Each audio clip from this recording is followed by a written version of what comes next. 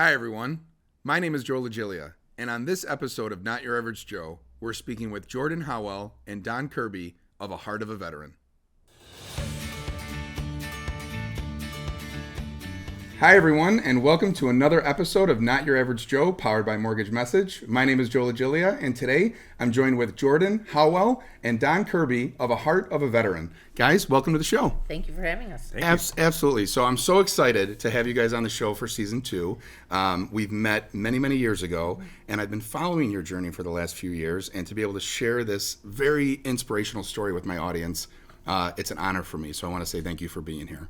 I think I want to first start and get into this by asking you, Jordan, just a little bit about who you are, what you do, and what we might be talking about today. So, my name is Jordan Howell. I am the owner of Higher Energy Massage Therapy, and that's how all of this started. When I went into doing massage, I always offered low or no cost massage to the military veterans, active duty, and I would hear their stories over the years. So I've been doing this for 19 years, and I've heard all these stories. And so about 6 years ago, the suicide epidemic amongst veterans was out of control, as was the opioid epidemic. And we would always sit and talk about it, and I got to a point like, we need to do something about it, so let's do something. So that's how Heart of a Veteran started, was just by hearing stories of veterans and the things that they went through and the help that they could get or couldn't get and the frustration. So that's how we ended up here today. Well, and what I love about that start, and I just want to say this for recognition purposes, we could stop the interview there and that's enough of a contribution. To be considered a local hero in this community, to do that for the veterans, to see the need and to answer the call. But above and beyond that, besides offering low to no cost therapy for our veterans, you decided to bring something even more to the veterans. Speak to me a little bit about going through that journey and then entering into the Heart of a Veteran. So I emailed a friend and I said, this was in August of 6 years ago, 2000 something, 15, 16. And I said, hey, I have an idea. What are your thoughts? And she's like, this is a great idea. So I threw it out there to a bunch of friends. I said, if you know of a veteran who wants to tell their story, we're looking for veterans from World War II, Korea, Vietnam, Desert Storm, and Iraqi freedom and enduring freedom. And we got a flood of emails. And I had to pick, I think I got about 200. So we had to pick people that I knew that were local, but not everybody in the book, Heart of a Veteran, is local. So we decided to have veterans tell their story and compile it into a book. And we sell the book. It's sold on Amazon now, but and all the money goes to an organization called the Brothers in Arms Foundation. We never wanted to make money off of it. It was always for charity. I had no idea what I was doing. I was flying by the seat of my pants. So all these veterans, we talked to them. Some of them we transcribed their stories for them, but they all wrote their own story about who they were before, during, and after, and how the military affected them. And you can see from like World War II and Korea, they just came home and lived their lives, and nobody talked about, in Vietnam, nobody talked about shell shock or PTSD. PTSD wasn't a word until Desert Storm. And then we started talking about what is post-traumatic stress and this, and then so that's sort of, I wanted people to see the progression. And there are people who have emailed me and said, why would you let this person have a book deal? And I'm like, it's not a book deal. They wrote their story. The point of the story is, this is what happens to people in service. Amen. And these are the struggles that they have. And maybe you don't agree with the outcome of their story, but it's a product of their service and they need the help. So that's how the book came about. And I think Don and I met years before that, but supported sort of the book and the whole journey. And then after the book came out, it was about 2 years later, I was like, is that all we're supposed to do? And so I prayed about it. And very clearly the message was like, open a holistic wellness center, provide holistic care to veterans and their caregivers. And I was like, okay. So I called and got a couple people, and Don jumped on board and has been my amazing vice chair ever since then, and has put up with a lot. So well, and there's so much to unpack there. There's so much to unpack. And I sit here holding a copy of the book, proud to be an owner of this book because of what you just explained is behind it, and to give veterans a voice to be able to share their story, just in and of itself, I think is inspirational. I was introduced to this book when my dear friend Don here, who's a community leader, as you mentioned, walked into a Plainfield Lions meeting with you and introduced this to the Plainfield Lions as a local community opportunity to be able to have us lift that up in the form of funds and in the form of awareness.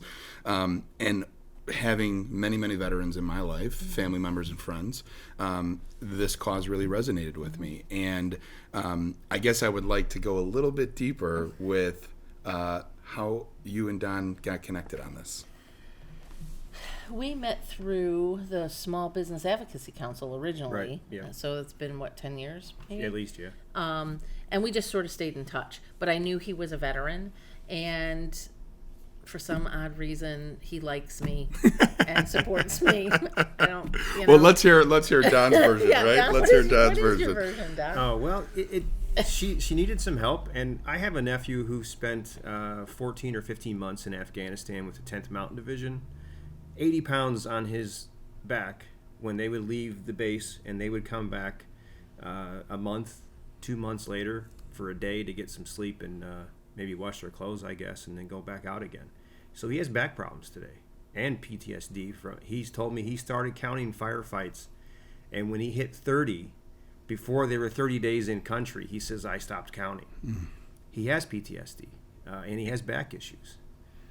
He volunteered. He's not complaining about it, but he has it. And he's not the only one by any means. People need help, and they're afraid. Many of them are afraid to go to the VA or their regular doctor because they're going to get opioids, and they're afraid of the potential for addiction. So when she said that was really a driving force behind it, I said, I want to help. Wow, just beautiful, beautiful story. So the Heart of the Veteran kicks off, and you guys start this journey, brand new non-for-profit. And as we know, a lot of it has to do with fundraising. A lot of it has to do with people getting involved and volunteering. Kind of speak a little bit about the journey from the start of this to where we are today, and then maybe follow up with what the goals are for the future. So it's been a roller coaster, I would think. We started this off, and we had a great first couple of fundraisers, and then COVID happened. And we actually had found a space to have a clinic March of 2020, and we were getting ready to sign this really sweet deal on this property space, and they shut down. And the landlord said, well, are you going to be able to do your annual fundraiser? And I said, well, if you know me, I will do it. But he was a little nervous that wasn't going to happen. So he changed the terms of our lease, and it just wasn't feasible for us to do. So we pivoted, and we said, we'll partner with organizations or practitioners around the country and get a discounted rate, and we'll just do it that way. So we don't have to pay rent. We don't have overhead. And it's worked out pretty good for us overall. Wow. We partner with local people, but I have veterans from all over the country who need help. So we have a place in North Carolina that's amazing, and I went down there earlier this year and spent some time, or it was actually November of last year, and spent some time there, and we are sending veterans there regularly. I actually partner with a gym in Glen Ellen called Health Track, and not only did we do massage, lymphatic drainage, we use all their spa services for our veterans, and there are many veterans that actually go to that gym, but they have yoga classes and Pilates classes. So we offer to pay a portion of their gym membership so they can utilize personal training and the other services within the gym. And so the spa has graciously given us a very big discount on services. So if they go in for a massage, we get a discount on that. So it's been a great partnership. I love the collaboration side of hearing that, and so much of the reason why you both have been nominated to be on the show by other community members is to bring more awareness to this, because we know the resources are out there to help lift this organization up. We have, obviously fundraising is a big deal, and on the calendar this year, you may have some events that are coming up. Maybe speak a little bit to some of those efforts. I'm going to have Don speak, because we usually do a big gala, but this year we're going to do a golf outing. Yes, it's a golf outing this year, May 19th at Tamarack Golf Club in Naperville. Very standard. We hope to have around 100 golfers, but uncertain because it's our first year doing it. We'll have a car for hole-in-one, hole sponsors, dinner afterwards with auction and raffles and that kind of stuff. So it should be a lot of fun. But it's all about the fundraising, really. I mean, that's what everybody has to remember. Absolutely. Well, you can have us on the record right now for Oakley Community Mortgage being a sponsor and grabbing some foursomes. Fantastic. Thank you. Absolutely. Appreciate your help. And speaking of the fundraising efforts, I mean, just to give context as far as so much that you guys have poured into this, maybe talk about what type of stats do we have leading up in the short amount of years that you guys have been at this? So we've probably raised $60,000 over 3 years. Of course, we'd like to make more. We're trying to get some grants. We run into issues because we've not been around for 5 years, and that seems to be the grant standard, 5 to 7 years. But we put out way more than we bring in sometimes, and a lot of it comes out of my own pocket, and so we just are.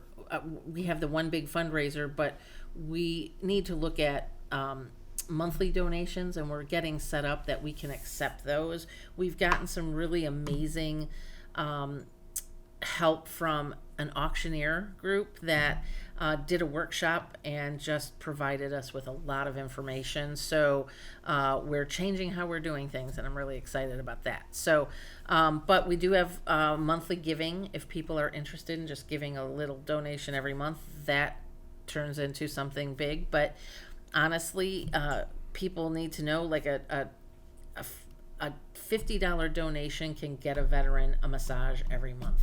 A $2,500 donation can help us help a veteran for an entire year. So we have practitioners that do like 7-day programs with our veterans. We have practitioners that do what's called functional neurology, and that can get very costly, and brain plasticity work, but that's our high end. But we also have yoga instructors who help us for free. So it's across the board. We are struggling, I think, to figure out and get into a flow of how do we raise the money. So our yearly fundraiser has been our biggest fundraiser. Next spring, we're hoping to do a gala in a new location with the new information that we've gotten through these workshops. So fingers crossed we're doing that. But I have one of our board members lives in Missouri, and I'm actually going down to see her in a couple weeks, and I'm helping them with a fundraiser in Missouri. But she is always up here helping me behind the scenes. So, and she's a veteran Marine herself, and she works for the Veterans Curation Program, which hires veterans to do archaeological digs for the military. Wow. So we have a lot of different contacts all across the nation that are willing to help us. It's just, how do we do it? We need a lot of volunteers.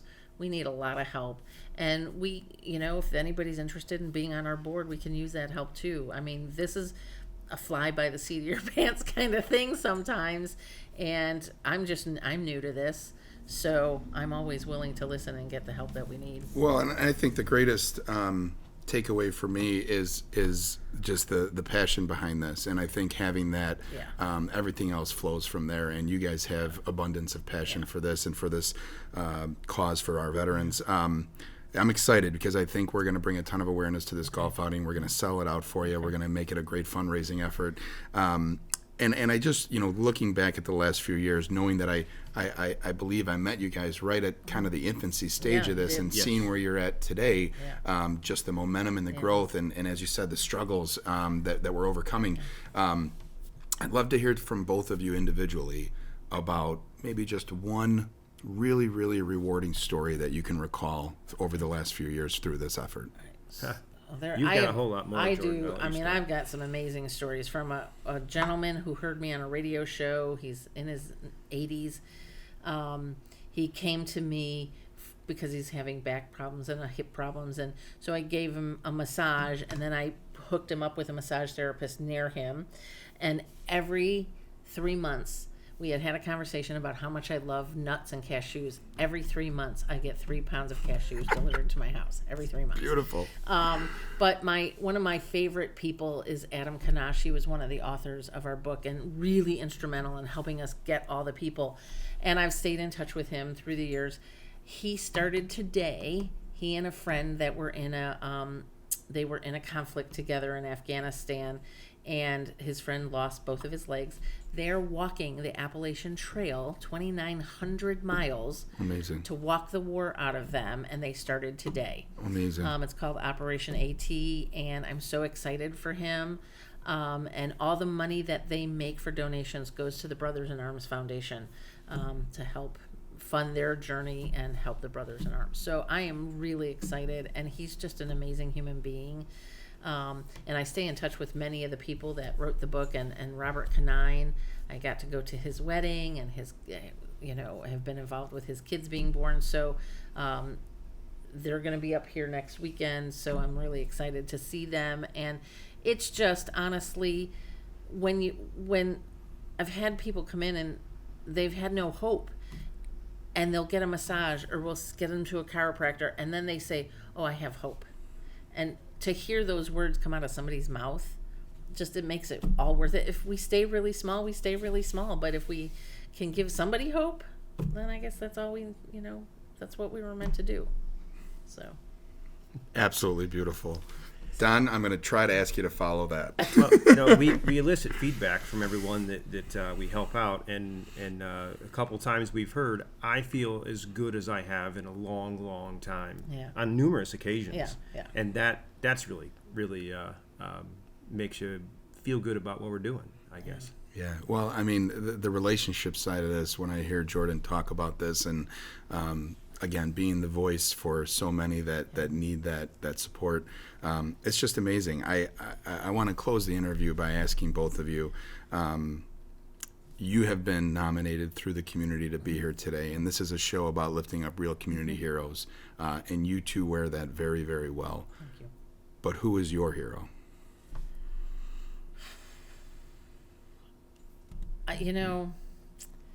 I would have to say, I have two cousins, my dad's nephews, that were Navy SEALs for 20 plus years. They did not have an easy life growing up, but they made amazing careers out of what they did. So Brian and Byron Krista are probably two of my most favorite heroes. Beautiful. But but anybody who has served is my hero. I mean, I'm a woman in this country who has these amazing freedoms because 18 and 19 and 20-year-olds have stepped up and taken an oath to protect those freedoms. And I can walk around and wear pants and read a book and go to school where other women in other countries can't. So for me, that's what drives me, is the freedom that I have in this country. We're not a perfect country, but oh my gosh, I'm just thankful to be here and know that there are people who, are willing to fight to protect the freedoms that we do have. Amen. Amen. Don. Yeah, there's a couple. I mean, obviously, I've met so many. I'm a member of the VFW, the American Legion. There's two that come to mind. One gentleman was a swift boat gunner in Vietnam. He manned twin 30 or 50 caliber machine guns. He has terrible hearing today, dual hearing aids, because of all the gunfire and exposure to Agent Orange. He has cancer. So he's dealing with all that. It's very unfortunate. The other is my brother-in-law's father. He was a tank commander in World War II. With Patton, drove up the coast of Italy.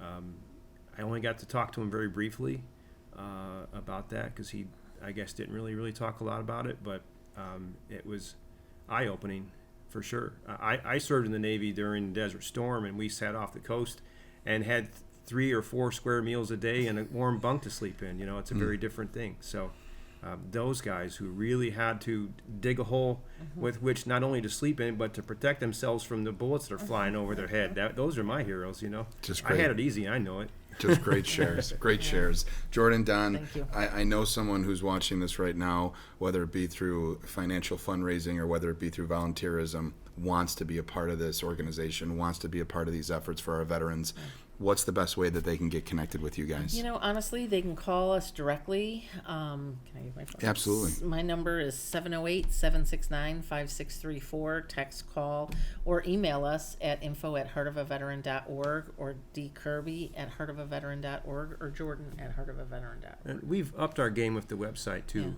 heartofaveteran.org, and it's much more interactive than it used to be, and easy to find out what we're doing, how you can help, and so forth. Wonderful. Well, thank you both for being real community heroes. Thank you for Thanks, having Joe. us. I appreciate it. We appreciate you being here, and thank you to our audience for tuning in to another episode of Not Your Average Joe, powered by Mortgage Message. We'll see you next week, everybody. Take care.